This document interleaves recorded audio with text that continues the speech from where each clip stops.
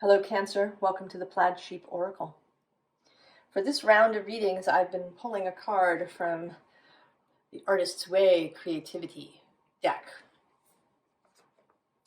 If you don't know The Artist's Way, it is a book written by Julia Cameron that was meant to reinvigorate, re-inspire, revivify one's creativity. And not just for people who would call themselves an artist. Not just for people for whom this is a profession, but for all people, because we all, as human beings, have creative capacity. There is something in our life that we can treat as an art. It might even be your whole life to think about your life as a work of art.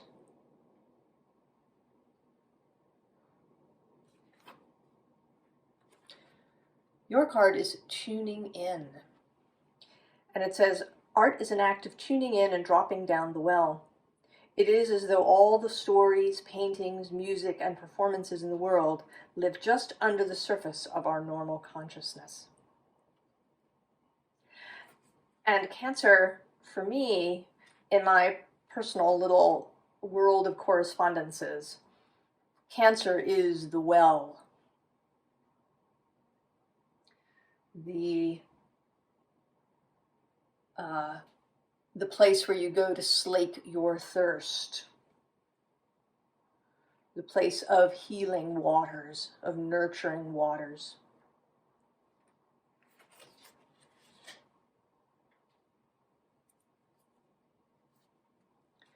So we begin here with this Two of Water. And I want to say that this is the surface. That this is perhaps kind of where you've been so far. Then maybe, you've been doing, a little bit of indulging, or you've been doing a bit of exploring into emotional waters, into the waters of consciousness, into your own space. But right below this card is the Queen of Water, the Queen of Cups, your court card, Cancer. So you lie below the surface. There is part of you that has always been there. And the conscious daily part of you is being invited to sink down. To sink down and join this wider self, this cosmic self down below the surface. It actually makes me think of the Muse Tarot and the Queen of Emotions there, who appears to be rising up to meet an individual who's walking on a beach. So it feels as if it's kind of the combination of these two cards, that your wider self is down there, has always been down there, and is now calling you, inviting you to join her there, to go below this nice, pleasant surface, right? It's been pleasant. It's nice. But just nice. Now, the bottom of this deck has the Messenger of Earth. And I think she's there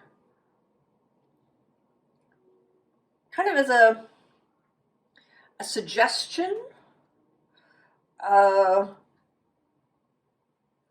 that part of the pathway into this is through physical experience.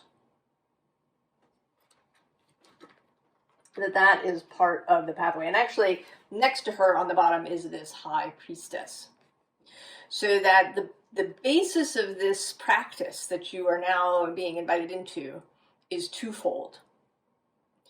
that there is this spiritual, mental space of the High Priestess. And then there's this physical space of this messenger or knight of earth.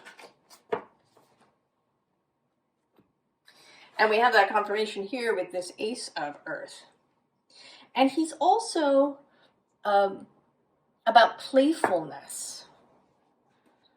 He's there, he's inviting you to go play with him in the forest. And this may be trying different things out. If we assume for a moment that you are an artist, that you have an art that you engage in, maybe this is asking you to try different things. If you are a painter, to try sculpture or to use a different medium. If you are a watercolorist, to try oils or gouache. If you're a knitter, to try weaving. Or if you're a weaver, to maybe try sewing or pottery. And if you are not an artist in that way, to kind of play with your day in some way. And I want to say that this is not a suggestion to schedule this into your life. I know that this is often a piece of advice that you have to schedule, schedule a time. Otherwise you won't do it. But I think that the issue with that is that it creates expectation, right? It creates pressure. You know, you've scheduled playtime from 4 to 5 in the afternoon. Well, maybe you don't, I don't know, maybe you won't feel like it, or maybe, you know, you'll be kind of tired, or you just want to read a book, or, right? I think it can actually stifle this. So I think that you kind of have to, right? You have to tune into yourself. When do you feel inspired to do something playful? And then just do it. I mean, it may not always be possible, right? If you're in the middle of a business meeting at work, you may not be able to do it. At least not in the full way, but maybe even once you've been sort of further along this practice, maybe there's a way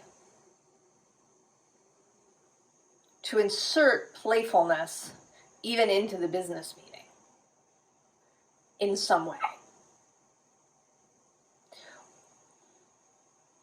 I don't know, we might come back to that. But the deal is that this route, this going into the forest and meeting the stag and doing something unexpected or eccentric or just that you don't normally do, is going to allow you to meet this King of Air, King of Swords, and this is his first appearance here. And here he is someone that you meet. He could be a person, actually, literally, that you meet. He could be a non-physical guide of some sort. He could be something that you read, or a piece of music, something that you see, right? He is the King of Air, this mental space. He might be these things. Or he may simply be encountering this open but authoritative mental aspect, this energy of mental, intellectual, and psychic authority. He is, especially in this deck, He is a psychic authority. I mean, we tend to think of the Queen of Cups, or the Queen of Swords, perhaps, right? The queens as the psychic ones. But the kings have their own connection to the psychic realm, to source.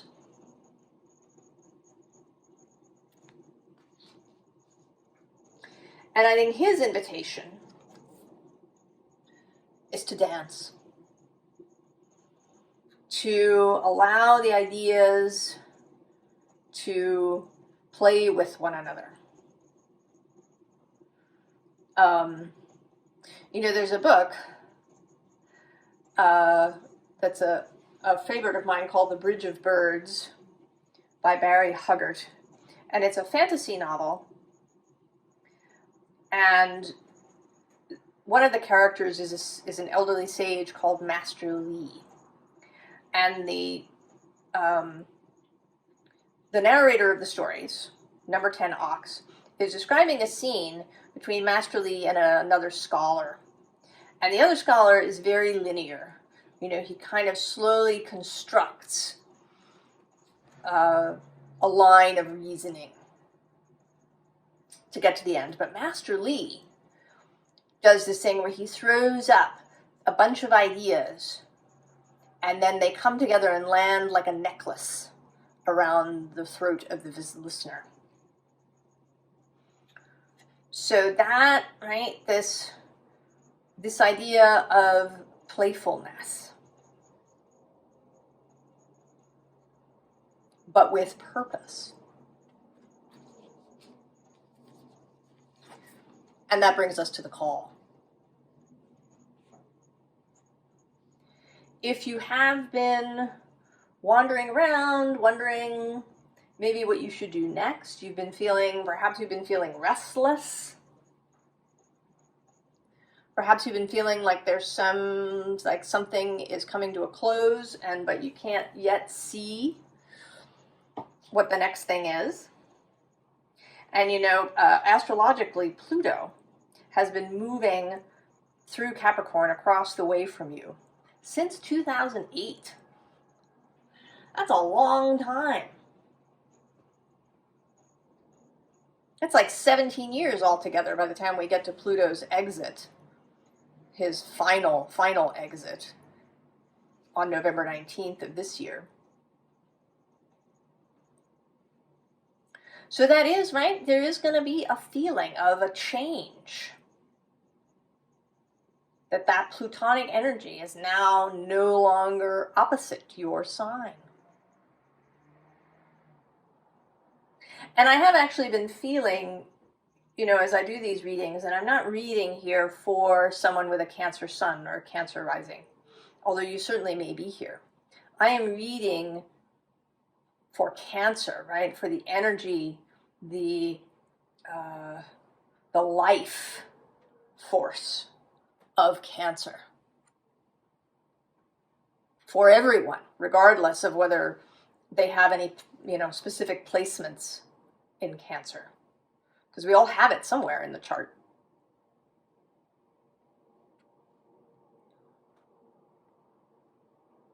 Certainly those of us with placements, I do have a Cancer ascendant in the final degrees of Cancer, actually. So we have perhaps been feeling this more intensely. And now there's going to be this shift. So this tuning in process, this willingness to dance, to play, to submerge, is the way through into finding this call. And, of course, also the star. And then we have appearance number 2 of the King of Swords. And here, as someone who is engaged in seeking, in hunting, in fact. So now, not waiting for inspiration to strike, but going forth and seeking it.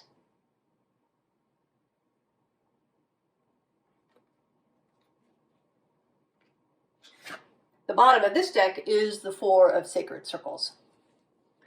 So the basis of this, right, the foundation is all of the practices and work that you've been doing up until this point. Any of the self-exploration, any of the actual artist's work, if that's what you do,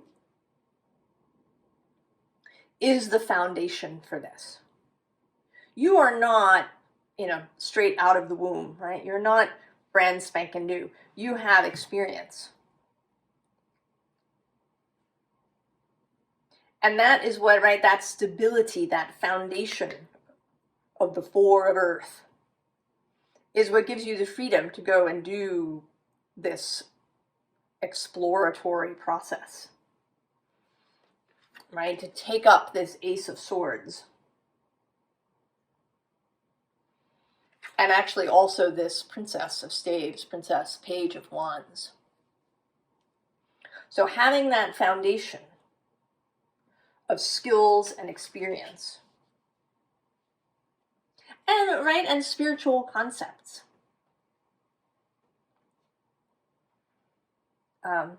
Certainly I want these readings to be for as many people as can benefit from them. But I think that if you're here, you probably have some spiritual experience. You've already been exploring some of these ideas about the nature of reality, about how we create, the idea that thoughts create things, that we create our own reality. So you have a foundation to go and explore. And also to open yourself up to change into all different kinds of sensations, perhaps, because we have this Five of Cups, which is normally about disappointment. And in this particular cup, it's also a bit about betrayal. But there is stuff there. There is information. There is inspiration, even, in these difficult spaces. And we see that here with this Five of Wands, which often is depicted as what could be a competition or even a battle. But here it's very clearly a collaborative effort.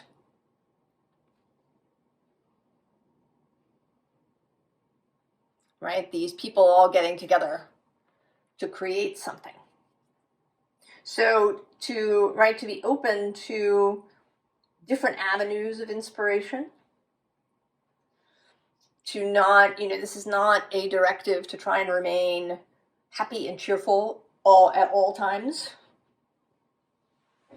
or to always look away from something challenging, but to find the inspiration in it. And that is also where this King of Air energy comes in. Because the King of Air can remain separated, right? He can kind of look at these things with some distance, so that he's not overwhelmed by the Five of Cups or the Five of Wands. He has that discernment and he has that distance. And we see that actually here in this Crow isolation card. And I don't think, it's not really about isolation. It's kind of about distance. Because you can see the crow looks giant in comparison to this tiny little street light. Right? Like the crow is really high up over this pathway. And below that is this soar card. And actually below that is this memory, which is coming through as observation, right? Life is happening. Your life is happening. And you have the ability to get above it. So it's kind of and you may be getting above it by getting below. Right? Because here, actually, we also have this waterproof card. So this process of diving in right below the surface is not about drowning or becoming overwhelmed. It's about exploration. So the underneath not being, all of your maybe turbulent emotions that may have lived in there, but below this psychic cosmic consciousness where the inspirations live. And some of them live in difficult experiences.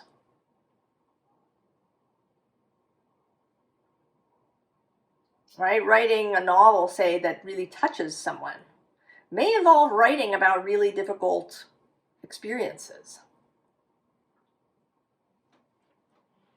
Novels that we write that we sometimes carry through with us.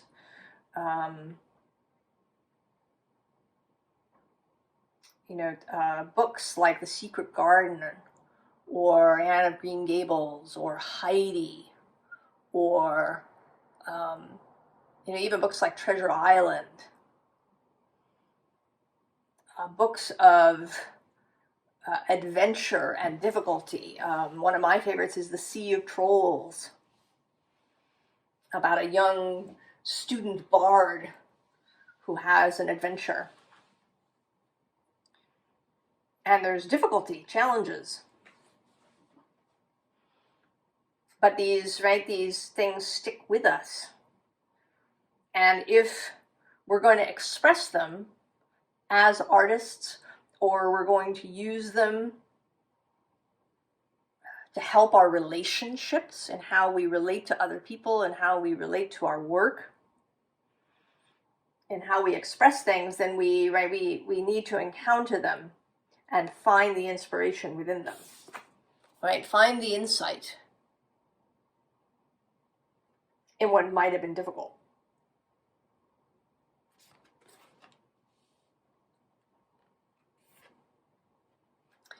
And here with nature, I have, again, this kind of observational energy.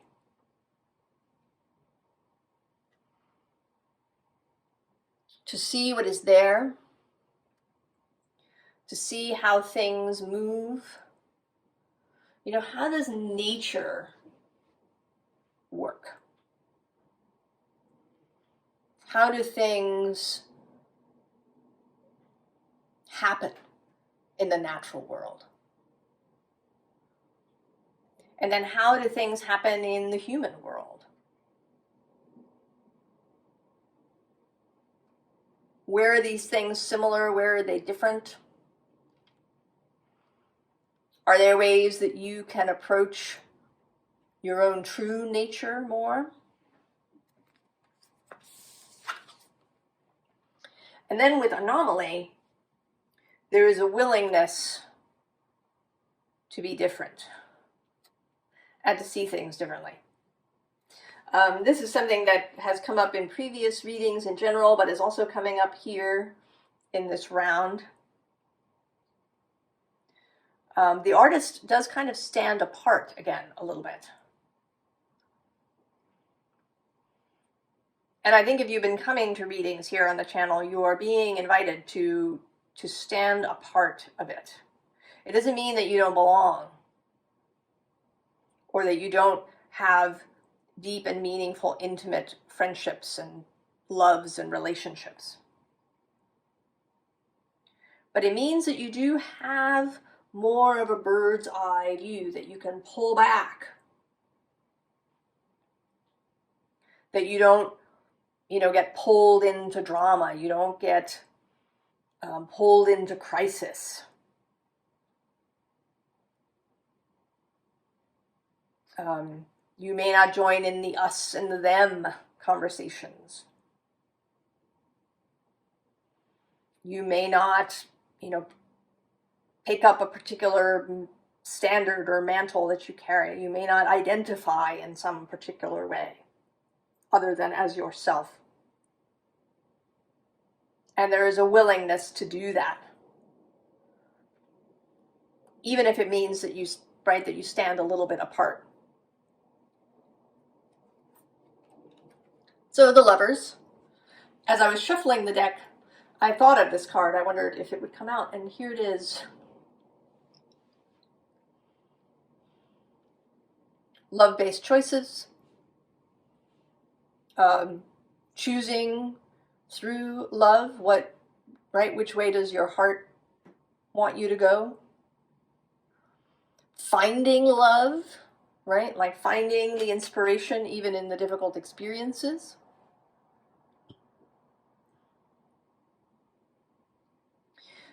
Being willing to hear other people's stories, even if they're difficult.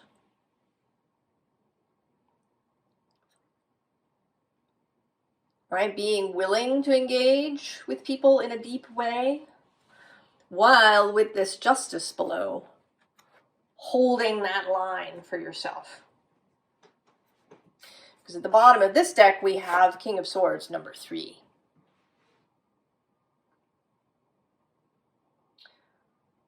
And this is personal authority. That ability to know your own mind, to have your own opinions, to stick to them, to keep your own counsel,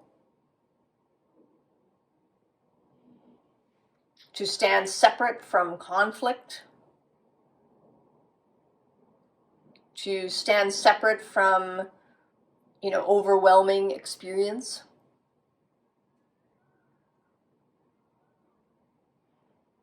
Right? To support someone, you kind of need to stay out of it, right? You need to be that lighthouse that's right on land, guiding them back in.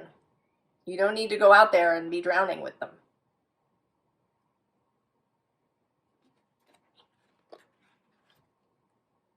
And so, of course, we have perspective.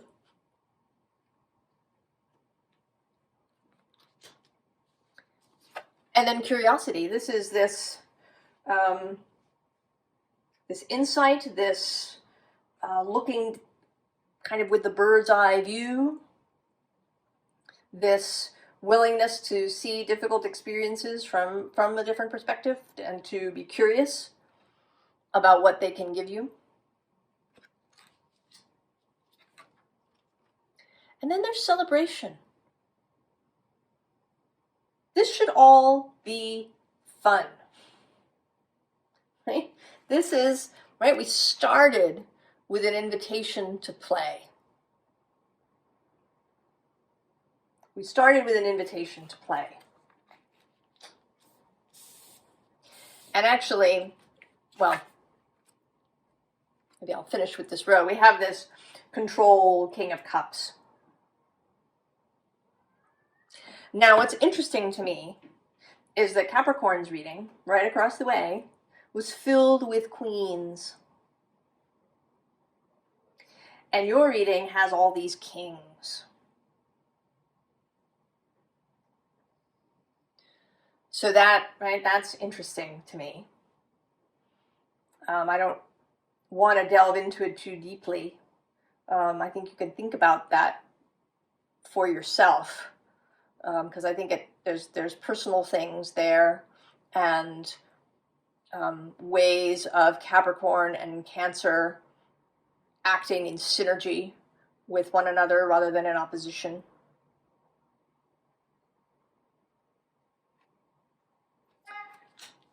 So the top and bottom cards on this deck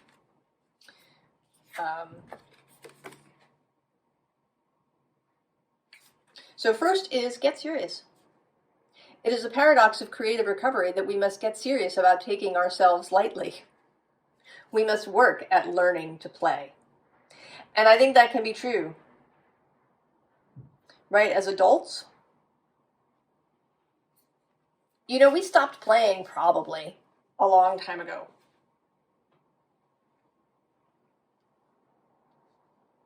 Even if we had, you know, fun teachers and a good artistic, creative experience, if we didn't get shut down, we still kind of, right, we get serious. We have to, you know, make our way in the world. And we may have to relearn how to play. And some of the artist's way, actually, is kind of about that. About relearning how to play. Because play can be, right, it can be different as an adult, right? You may not, you know, play tag or, you know, go out on the swings or do these kinds of things, right? There's a mature play that's going to be different. You know, play for you might be delving really deeply into some subject.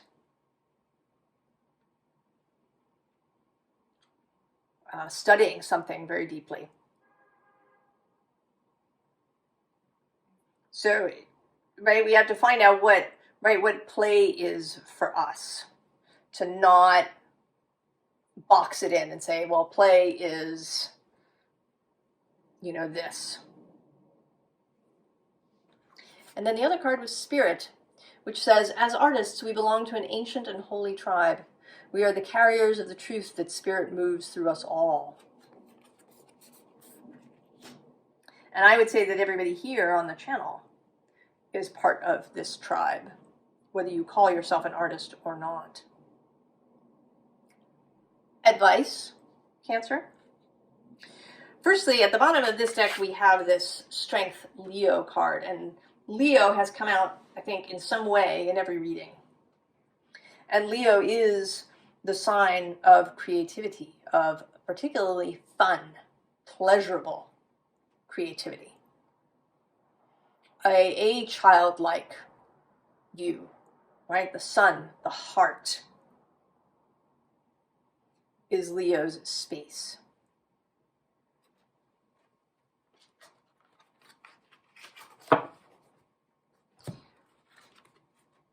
And we have the Priestess. So that, right, that tuning in to the inspirational ocean.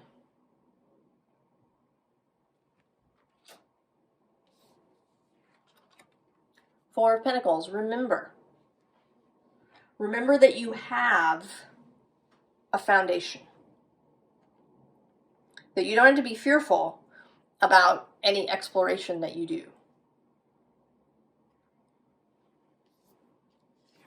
Right? You have the skills here with this Eight of Pentacles. And I think you have the desire.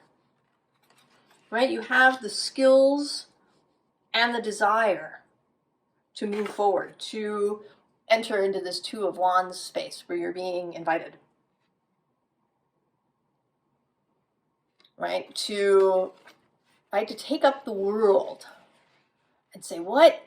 Right? Where do I want to go? What do I want to do? What is inspiring to me now? What is pleasurable to me now? How do I want to play? Right? Tuning into that, sinking into the ocean of inspiration.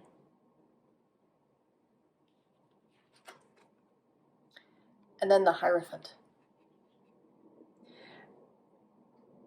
Personal and spiritual authority.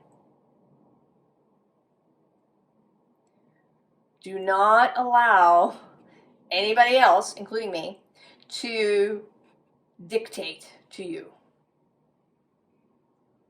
what your path should look like, what your art should look like, what it means to create art. Right? Following this lover's path.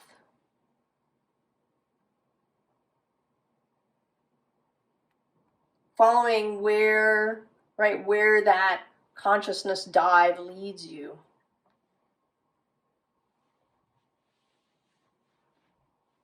I actually asked for extra clarification of this Hierophant card. And what I got